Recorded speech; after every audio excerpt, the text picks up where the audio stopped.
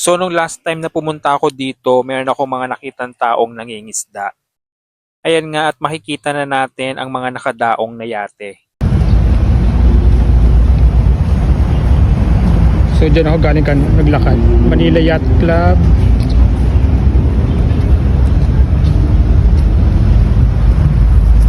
Napuntahan ko na to dati.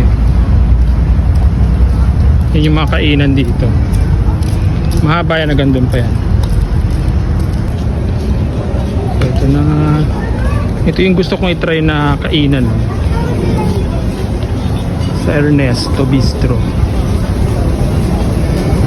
Overlooking siya dito.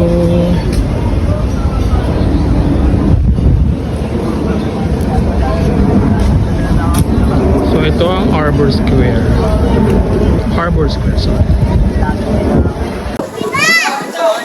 Gusto ko magkapit sa coffee spot.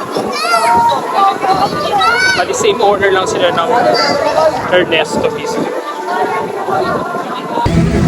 Akit na tayo bago magdilim para makakuha tayo ng magandang view ng Manila Bay.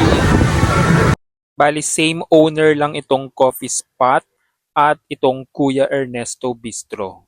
Tara na at hanap tayo ng magandang pwestong mauupuan. So dito ako po.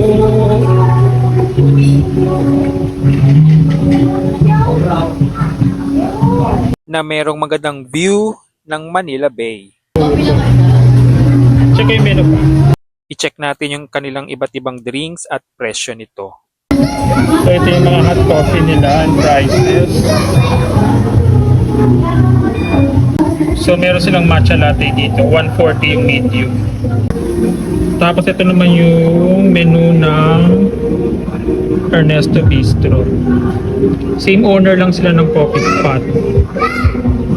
Walang sandwiches eh. Ito pa yung isa.